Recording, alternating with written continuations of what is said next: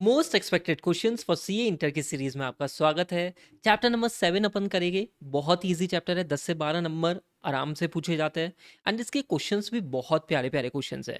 तो अच्छे अच्छे केस स्टडी वाले क्वेश्चंस करेंगे एंड आप मान के चलना कम टाइम में आपका maximum portion of chapter number 7 cover हो जाएगा। साथ के साथ में अपन क्या करेंगे, आप अगर एक्टिवली सुनोगे, एनर्जी के साथ में सुनोगे ना, तो ये चैप्टर आपको याद भी हो जाएगा। मैं आपको रिकॉल कराने की कोशिश बिल्कुल करूंगा। ठीक है। अच्छा, सो पहला क्वेश्चन है अपना। अच्छा, वीडियो को लाइक कर दो ना यार, पहले वो यूट्यूब वाले बाबा है ना, आगे पहुंचाते ही नहीं है वीडियो। तो लाइक कर दो यार, लाइक करने में तुम्हारा क्या जा रहा है। ठीक है, चलो आओ। तो फर्स्ट क्वेश्चन अपन करते हैं। First question is of MTP January 2025। ये क्वेश्चन मैंने वैसे केस स्टडी फॉर्म में ले लिया है, बट मेरे को एक्सपेक्टेशन है कि यहाँ पे आपको एक एमसीक्यू मिल सकता है। ठीक है सर, क्या क्वेश्चन है?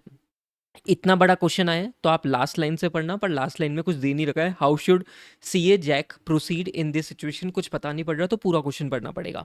During the audit of a company, CA Jack obtain WR from management regarding all known instances of non-compliance with laws and regulations that should be considered in the preparation of FS. However, during the audit, he observed that the information provided in this regard was incomplete, and the audit evidence indicating such non-compliances contradict WR, casting doubt on their reliability. अब problem क्या हो रही है, management ने आपको WR दिया और जो आपको अदर ऑडिट एविडेंस मिले ना, उनके बीच में कॉन्ट्राडिक्शन है। ठीक है, अब ये कॉन्ट्रडिक्शन हुआ तो इस पे डाउट किस पे पैदा हो गया? मैनेजमेंट की इंटीग्रिटी पे डाउट पैदा हो गया। ठीक है, तो आप क्या करोगे, पहले एक बार रिकंसीडर करोगे मैनेजमेंट की इंटीग्रिटी कंपिटेंस।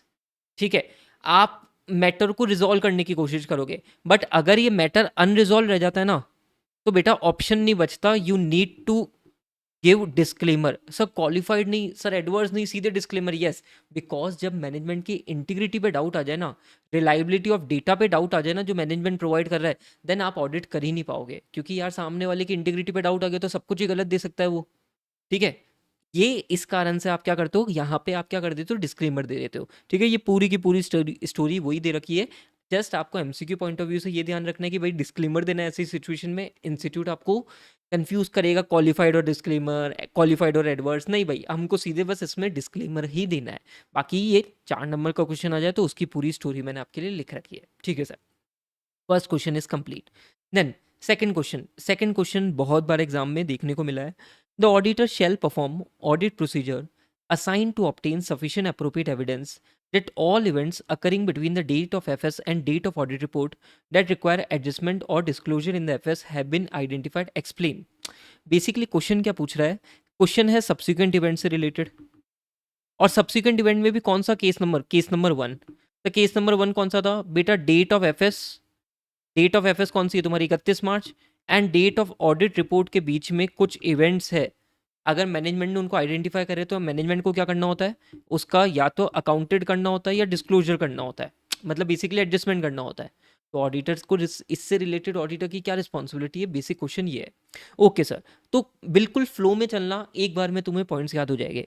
सर ऑडिटर क्या करेगा? Sir auditor will perform procedures to obtain sufficient evidence that all events occurring between date of FS and date of audit report have been, जिसको एडजस्टमेंट रिक्वायर्ड था या disclosure required था वो identify management ने करे। इसके लिए ऑडिटर क्या करेगा? सर इसके लिए auditor the auditor shall take into account auditor risk assessment in determining nature, timing and extent of such procedures.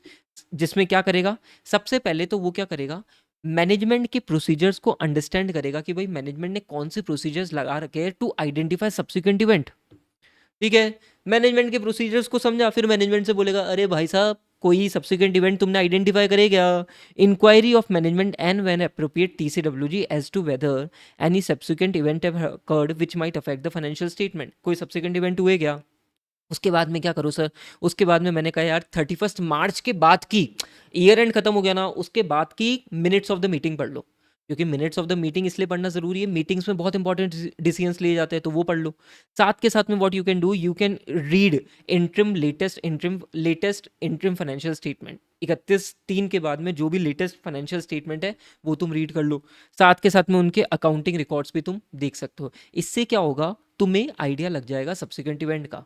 ठीक है, अब सपोज करो कोई ऐसा इवेंट है जो एडजस्टमेंट या डिस्क्लोजर रिक्वायर्ड करता है, मतलब सब्सिक्वेंट इवेंट है, तो आपको क्या देखना है, ऑडिटर को क्या डिटरमाइन करना है कि क्या मैनेजमेंट ने उसका अप्रोप्रिएट ट्रीटमेंट कर दिया क्या एज पर अकाउंटिंग स्टैंडर्ड और इंड एस। ठीक है सर। और फाइनली एंड में क्या ले लेना बेटा, डब्ल्यू ले लेना मैनेजमेंट से।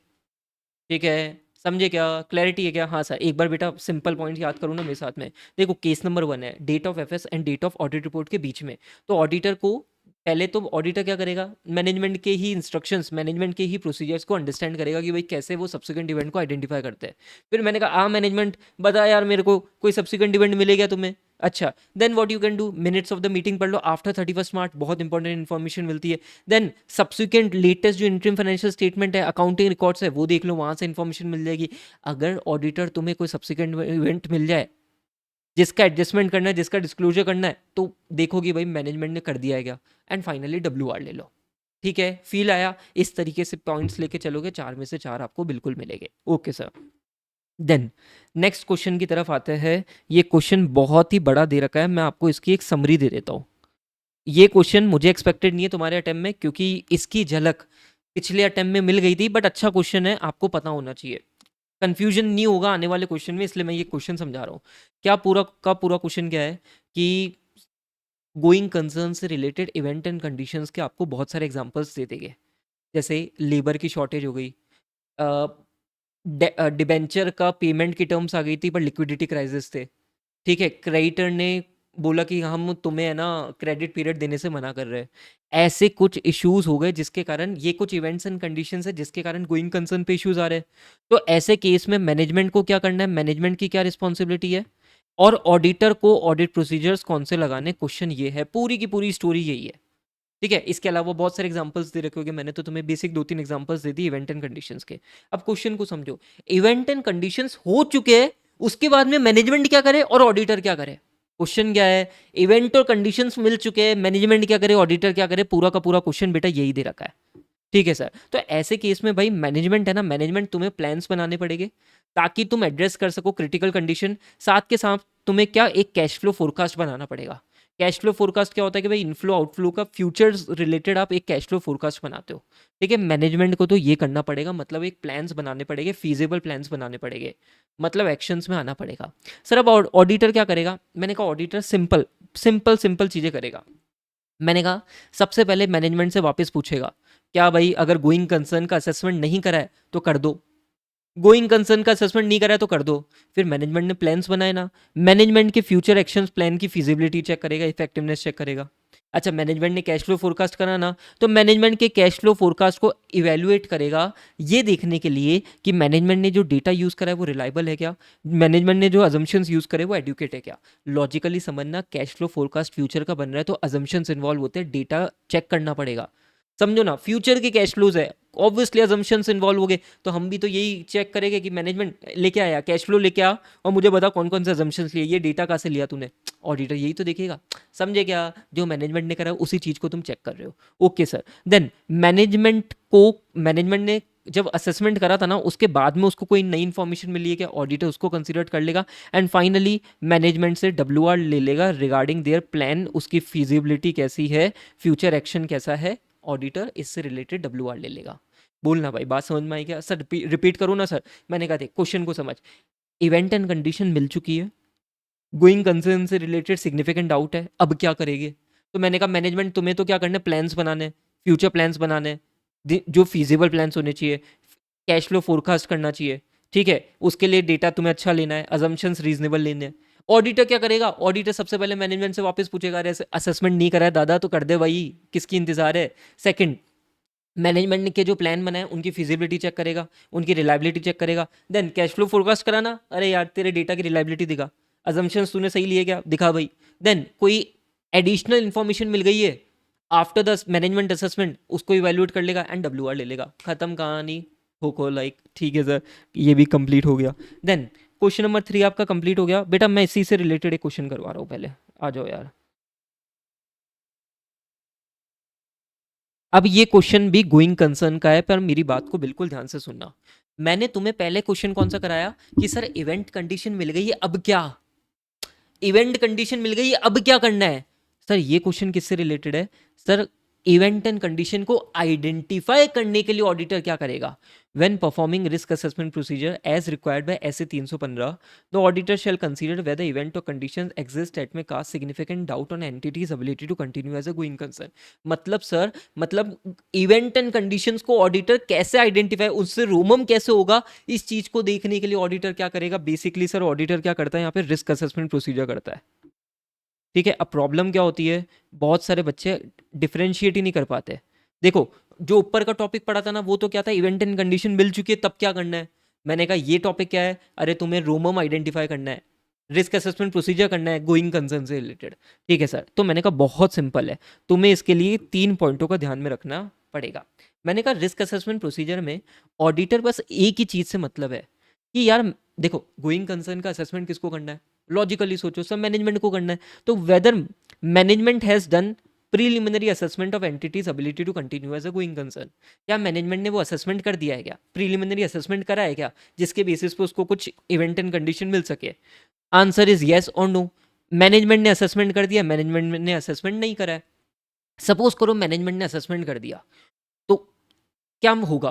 कोई इवेंट कंडीशन उनको मिल सकती है। हाँ सर, तो अगर उन्होंने असेसमेंट करा है तो ऑडिटर क्या करेगा? अरे कोई इवेंट कंडीशन मिली है क्या? अच्छा मिली है, तो क्या तुम्हारे प्लान्स क्या है टू एड्रेस देम? खत्म कहानी। अगर मैनेजमेंट ने असेसमेंट नहीं करा तो गला पकड़ लेना। जब तूने असेसमेंट ही नहीं किया गोइंग कंसर्न का, तो किस बेसिस पे गोइंग कंसर्न की अकाउंटिंग कर रहा है? गला पकड़ लेना, फिर उसको बोलना असेसमेंट कर, आगे मत बढ़, असेसमेंट कर। समझे क्या? The auditor shell discuss with management the basis for the intended use. इसका मतलब यही है, गला पकड़ना, तुम ये मत लिख के आ जाना बस, है ना। The basis for the intended use of the going concern basis of accounting. जब तुमने असेसमेंट ही नहीं किया तो what is your basis of use of going concern accounting? And inquire of management whether event and condition exist at individually or collectively may cast significant doubt on entity's ability to continue as a going concern. बेटा ये line तो कम से कम 3 बार repeat हो गई इस answer में। ठीक है, एंड एक पॉइंट को मत भूलना, इसका 1 नंबर होगा बिल्कुल, प्रोफेशनल स्केप्टिसिज्म। क्योंकि बेटा गोइंग कंसर्न का issue is a serious issue, you should maintain a professional scepticism so that you can identify event and conditions that may cast significant doubt on entity's ability to continue as a going concern. खत्म। ठीक है, done बेटा, एक बार याद कर ले वापस, चल। अच्छा, ये क्वेश्चन किससे रिलेटेड है सर? ये क्वेश्चन है ऑडिटर रिस्क असेसमेंट प्रोसीजर क्या करेगा। तो मैंने कहा ऑडिटर को बस इसी से मतलब है कि मैनेजमेंट तूने तेरा काम कर दिया क्या, मतलब प्रीलिमिनरी असेसमेंट कर दिया है क्या? क्यों? To identify event and conditions that may cast significant doubt on entity's ability to continue as a going concern. बोलो। ठीक है, अब मैनेजमेंट ने कर दिया, येस और नो। अगर मैनेजमेंट ने कर दिया तो बोल कोई इवेंट कंडीशन मिले क्या जिसके कारण सिग्निफिकेंट डाउट हो सकता है, डा डा डा डा डा। और पूछो कि भाई कोई प्लान है क्या तेरा, how you will address this situation. ठीक है, मैनेजमेंट ने प्रीलिमिनरी असेसमेंट नहीं करा तो क्या करोगे? गला पकड़ लोगे, अरे किस बेसिस पे गोइंग कंसर्न की अकाउंटिंग कर रहा है? फिर वापस पूछो कि भाई असेसमेंट करो और मेरे को बता कोई इवेंट एंड कंडीशन है क्या जिसके कारण फलाना फलाना फलाना, पूरी लाइन लिखोगे तुम। ठीक है, डन। एंड फाइनली एक प्रोफेशनल स्केप्टिसिज्म वाला पॉइंट लिख देना। इस आंसर को प्यार से पढ़ लो, तुम्हें आंसर लिखना आ जाएगा। ठीक है सर, बढ़िया सर, बहुत ही बढ़िया तरीके से हमने ये क्वेश्चन कर लिया। अब गोइंग कंसर्न का एक और क्वेश्चन कर लो, चलो आओ। 3 क्वेश्चन कराने थे मेरे को गोइंग कंसर्न के बढ़िया तरीके से। आओ। सो मेरी बात को ध्यान से सुनना, क्वेश्चन क्या है, बहुत ही अच्छा क्वेश्चन है। While doing an audit of ABC limited on the base, इस पे ना 2 नंबर का एमसीक्यू आया था लास्ट अटेम्प्ट में, बोला भी था मैंने। While doing an audit of ABC limited on the basis of sufficient and appropriate evidence, the auditor comes to a conclusion that use of going concern basis of accounting is appropriate. Okay, मतलब scene क्या है, going concern basis of accounting is appropriate. ठीक है, but अब material uncertainty exist. अच्छा, material uncertainty है but going concern तो ठीक है चलेगा, बट है, एग्जिस्ट करती है। Discuss the implication of auditor report if adequate disclosure of material uncertainty is made in the financial statement। मतलब मुद्दा क्या है, सुनना, मुद्दा सुनना। इस पे इसी पॉइंट पे 2 नंबर का एमसीक्यू था। सर क्या मुद्दा है? मैंने कहा गोइंग कंसर्न की अकाउंटिंग तो कर सकते but there is a material uncertainty, मतलब सीरियस इश्यू तो है अभी भी, तो मैनेजमेंट को उसका डिस्क्लोजर करना होता है। अगर मैनेजमेंट ने डिस्क्लोजर कर दिया है तो तुम्हें कोई दिक्कत नहीं सर, हमें कोई दिक्कत नहीं, हम अनमॉडिफाइड ओपिनियन देंगे। हम कौन सा ओपिनियन दोगे? Unmodified opinion. बट बेटा जब मटेरियल अनसर्टेनिटी एग्जिस्ट करती है ना, तो आपको साथ में एक मुर्गी पैराग्राफ भी डालना पड़ता है ऑडिट रिपोर्ट में। Sir what do you mean by मुर्गी paragraph? Material uncertainty relating to going concern, because this is a serious matter. तो ऑडिट रिपोर्ट में तुम भी बहुत सीरियस तरीके से ये मैटर डालोगे, बट ध्यान रखना अनमॉडिफाइड ओपिनियन ही दे रहे हो, बिकॉज मैनेजमेंट ने डिस्क्लोजर दे दिया है ना। हाँ सर। Material uncertainty relating to going concern, sir क्यों डाल रहे? To draw attention to the note in the financial statement that discloses such matter and state that event indicate significant doubt on the entity's ability to continue as a going concern. ठीक है, देखो disclosure कर दिया, तुम्हें कोई दिक्कत नहीं, unmodified opinion दे दिया, पर मैटर सीरियस है इसलिए एक मुर्गी पैराग्राफ डाल दिया ताकि यूजर की अटेंशन उस पर जाए। ओके सर, देन अगर मैनेजमेंट ने डिस्क्लोजर नहीं करा, डिस्क्लोजर नहीं करा, सीरियस इशू है, हाँ सर डिस्क्लोजर नहीं करा तो बेटा क्या करोगे? मॉडिफाई करोगे। पर मॉडिफाई में क्या करोगे? You have the sufficient appropriate audit evidence, then you have the two option qualified और adverse as situation demands. And basis for opinion में क्या लिखोगे कि मटेरियल अनसर्टेनिटी एग्जिस्ट करती थी पर मैनेजमेंट ने उसका एडिक्वेट डिस्क्लोजर नहीं करा। लॉजिकली सोचोगे आंसर सही करके आओगे, अगर इलॉजिकली सोचोगे बेटा 2 नंबर का एमसीक्यू बहुत बच्चे गलत करके आए थे अगर लॉजिकली सोच के नहीं गए थे तो। ठीक है, समझे क्या? क्लैरिटी है थॉट्स में? हाँ सर। देन बेटा इसके ना रिपोर्टिंग सेक्शन के बाकी भी दो मतलब एक सिचुएशन होती है जब एडवर्स ओपिनियन देता है, एक सिचुएशन होती है जब क्वालिफाइड या डिस्क्लेमर देता है, उनको भी अच्छे से करके जाना, एमसीक्यू वहाँ से भी स्ट्राइक हो सकता है। डन सर, ये वाला क्वेश्चन भी मैंने आपको बढ़िया तरीके से करवा दिया। अब क्वेश्चन नंबर 7 जो सब्सिक्वेंट इवेंट का मैंने आपको केस नंबर 1 करवाया था ना, ये उसी का क्वेश्चन है बट ये अच्छी केस स्टडी फॉर्म में क्वेश्चन है। तो आप क्या कर सकते हो, इस क्वेश्चन को एक बार अच्छे से रीड कर लेना, बाकी मैटर वही है, बस आपको फैक्ट ऑफ द केस और कंक्लूजन अच्छे से लिखना है, तो ये क्वेश्चन उसी का एक्सटेंडेड पार्ट है। ओके सर, अब एक क्वेश्चन आ जाओ। अपन बार बार बोलते ना, ये पूरे क्वेश्चन की समरी क्या है, अपन बार बार बोलते ना date of F S, the date of F S, date of F S, what do you mean by date of F S? Question ये पूछा है कि भाई डेट ऑफ एफ एस क्या है। ठीक है, साथ के साथ में ये पूछा है, नहीं date of financial, date the financial statement are issued. ठीक है, then can it be later than the date of providing audit report to the entity. मतलब फाइनेंशियल स्टेटमेंट की जो इशू डेट है, पहले तो उसके बारे में तुम एक थोड़ा सा ज्ञान ले लो। मुझे एक चीज, मैं तुम्हें एक बेसिक चीज समझा देता हूँ। ऑडिट हो जाती है, ऑडिट सील थप्पे लग जाते हैं फाइनेंशियल स्टेटमेंट में। ओके सर, उसके बाद में, उससे पहले आप उससे पहले फाइनेंशियल स्टेटमेंट इशू नहीं कर सकते हो। एक बार सील थप्पा लगा देता है ऑडिटर, उसके बाद में ही मैनेजमेंट फॉर पब्लिक वो इशू करेगा। समझे क्या? इसी को बोलते हैं third party date of financial statement are issued, इसी को बोलते हैं। आपको लॉजिकली क्या सोचना है कि जब तक ऑडिट नहीं होगी ये पेपर इशू नहीं हो सकते, ये तुम्हें लॉजिकली सोच के चलना है। ठीक है, समझे? हाँ सर, तो अब समझो ना, date the financial statement are issued is when the audited financial statement and audit reports are made available to the third parties। अब ये थर्ड पार्टीज की कोई स्पेसिफिकली डेट हो सकती है, जैसे फॉर एग्जांपल रेगुलेटरी इन्वायरमेंट ने कोई डेट बता रखी है तो आपने उस समय डिस्क्लोज कर दिया। ठीक है, पर मुद्दे की बात क्या, जब तक ऑडिटर साइन नहीं करेगा ना, जब तक थर्ड पार्टी या पब्लिक में एफएस नहीं जा सकते। ठीक है, अगर ऑडिट हो रही है तो ऑडिटर के साइनिंग के बिना, ऑडिट की रिपोर्ट के बिना नहीं जा सकते। और बेटा यही सेकंड क्वेश्चन आपका पूछा हुआ है, can it be later than date of providing auditor report to the entity. Can it be later than date of providing auditor report to the entity? Answer is yes. ठीक है, हमेशा ही later ही होता है। Issue date must always be on और after the date of audit report. ठीक है, अच्छा सेम डे पे सर इशू कर सकते, क्या? बिल्कुल कर सकते हो ना। ऑडिट रिपोर्ट एक बार मिल गई, तुमने सेम डे कर दिया, कोई दिक्कत की बात नहीं है, पर ध्यान रखना एफएस को पहले कभी मत इशू कर देना without audit report, possible is not, possible ही नहीं है। ठीक है, क्लैरिटी है? हाँ सर, बेटा ये क्वेश्चन अच्छे से रीड करके जाना, छोटा सा पॉइंट था। अब आ जाओ,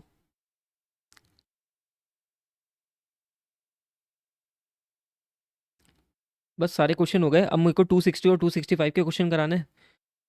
तो आ जाओ यार, 260 के पहले क्वेश्चन कर लो तुम। 260 का क्वेश्चन कर लो। अच्छा 260 का है ना, 15 मिनट का मुश्किल से है ना फास्ट ट्रैक बैच का डल रखा है, अगर चाहो तो वो देख लेना, वरना ये क्वेश्चन तुम यहाँ से कर लो। बेटा 260 में छोड़ने जैसा कुछ है नहीं, 15 मिनट का डल रखा है तो वो एक बार देख लेना, पर ये क्वेश्चन मैं तुम्हें करा देता हूँ। क्या होता है, ऐसे 260 के बेसिस पे आपको क्या करना होता है, सिग्निफिकेंट मैटर्स होते हैं ना, ऑडिटर को कम्युनिकेट करने होते हैं टीसीडब्ल्यूजी से। इस पे कभी क्वेश्चन इंस्टीट्यूट ने पूछा नहीं, पर 4 नंबर का क्वेश्चन यहीं से पूछेंगे तुम्हें एग्जाम में। सर क्या है सिग्निफिकेंट मैटर्स, कौन से कम्युनिकेट करने होते हैं ऑडिटर को? तो मैंने कहा इसके लिए है ना सिंपल, इसके लिए तुम्हें है ना पहले एक, चलो पहले पॉइंट्स करवा देता हूँ फिर इसका निमोनिक बताया था। मैंने कहा सिंपल, ऑडिटर क्या, पहले तो अपने व्यू देता है about the significant qualitative aspect of entity accounting practices which include accounting policy, estimates, disclosure. And auditor का क्या व्यू है about the qualitative aspect of entity accounting practices. ठीक है सर। फिर ऑडिटर को कोई भी सिग्निफिकेंट डिफिकल्टी पैदा हुई थी क्या वाइल डूइंग ऑडिट, ऑडिटर वो भी कम्युनिकेट करेगा। ठीक है सर। अच्छा, सपोज करो टीसीडब्ल्यूजी और मैनेजमेंट अलग अलग लोग हैं, ठीक है, और आपने क्या करा, मैनेजमेंट वालों से कुछ डब्ल्यूआर मांगी थी, रिटर्न रिप्रेजेंटेशन मांगी थी, या मैनेजमेंट वालों को तुमने कोई सिग्निफिकेंट मैटर्स कम्युनिकेट करे थे, ठीक है, डिस्कस करे थे, तो तुम क्या करो, टीसीडब्ल्यूजी वालों को भी वो कर दो। समझे क्या? हाँ सर। देन ये कब होगा, जब टीसीडब्ल्यूजी और मैनेजमेंट अलग अलग है सर, सेम से में तो ये पॉइंट ही क्यों आएगा, लॉजिकल सोचो। Then fourth point, circumstances that affect the form and content of audit report. कोई ऐसी सिचुएशन जहाँ पे ऑडिटर बेचारा मॉडिफाई करना पड़ जाए उसको, या मॉडिफिकेशन की तरफ इशारा हो जाए, तो वो मैटर भी आप कम्युनिकेट करोगे। Then any other significant matter arising during the audit that in the auditor professional judgment are relevant to the oversight financial reporting process। अब सर ये 5 पॉइंट को हमें याद कैसे करने हैं बेटा, मेरा सजेशन है 15 मिनट का वो ऐसे 260 है वो कर जाना, इसको मैंने लॉजिकली भी समझा रखा है। ठीक है सर, कैसे याद करना है, मैंने कहा सिंपल ध्यान रखना, ये है हमारे बुमराह, ये है हमारे कोच साहब, ठीक है। कोच ने पहले दिए बुमराह की क्वालिटेटिव एस्पेक्ट पे व्यू, बुमराह की बॉलिंग पे व्यू दिए, क्वालिटेटिव एस्पेक्ट पे व्यू दिए, पर क्या होता है, बुमराह की वाइफ का बार बार वीडियो कॉल आ रहा था, जिसके कारण बुमराह को सिग्निफिकेंट डिफिकल्टी पैदा हो रही थी। Okay sir. और साथ के साथ में बुमराह क्रिकेटर है, बॉलिंग कर पे फोकस नहीं कर पा रहा, तो उसकी सिर्फ फॉर्म भी खराब हो रही थी, form and content of audit report, circumstances that affect the form and content of audit report. अब मुझे एक चीज बताओ, बुमराह मतलब बुमराह खुद तो कैप्टन है नहीं, रोहित शर्मा कैप्टन है, तो टीसीडब्ल्यूजी और मैनेजमेंट अलग अलग लोग हैं। मतलब कोच ने बुमराह को तो बता ही दिया था, पर यार ये अलग अलग है, तो टीसीडब्ल्यूजी रोहित को भी बताओगे यार ऐसा ऐसा मैटर है। And finally any other significant matter जो तुम लिख के आ सकते हो। क्या तुम्हें ऐसी स्टोरी याद रहेगी बेटा? 5 पॉइंट याद हो जाएगी, हलवा है। ज़्यादा डिटेल डिस्कशन इसका चाहिए, ऐसे 260 का 10 मिनट का वीडियो देख लेना, डिटेल में समझा रखा है। Okay sir. Then comes the next topic, ऐसे 265 के 2 क्वेश्चन मैं तुम्हें करवा रहा हूँ। अब 2 क्वेश्चन में इस चीज़ को ध्यान से समझना, मेरी बात को ध्यान से सुनना। ये जो 2 क्वेश्चन है ना बेटा, आप उल्टा फुल्टा मत लिख के आ जाना। मतलब यहाँ पे 265 में 2 टॉपिक है जहाँ पे एग्जाम्पल्स ही एग्जाम्पल्स पूछे गए, आप उल्टा पुल्टा लिख के आ गए ना, जीरो ही देगा एग्जामिनर। एग्जामिनर को कुछ मतलब नहीं है, उसके सामने एक स्कीम है, एक मार्किंग स्कीम है, ये मिला लिख मार्क्स देगा। उल्टा फुल्टा मत लिख के आ जाना, ठीक है। तो सर मैं क्वेश्चन आपको समझा रहा हूँ, पहले मैं तुम्हें ये वाला क्वेश्चन करवा रहा हूँ। A deficiency or a combination of a deficiency in internal control that in the auditor professional judgment is of sufficient importance to merit the attention of TCWG. Give examples, focus. Give examples of indicators of significant deficiency in internal control। मेरी बात को सुनो ना, तुम्हें बताना है कि ऐसे कौन से एग्जाम्पल्स है जिससे ऑडिटर को दिख रहा है कि नहीं भाई सिग्निफिकेंट डेफिशिएंसी है,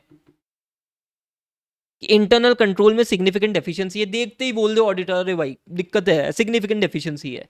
तो मेरी बात को ध्यान से सुनो ना, तुम्हें याद है क्या कुछ बातें तुम्हारे बचपन की? सर कौन सी बातें? मैंने कहा इंटरनल कंट्रोल के कुछ कंपोनेंट्स होते हैं। पहला होता है कंट्रोल एनवायरनमेंट, दूसरा होता है रिस्क असेसमेंट प्रोसेस।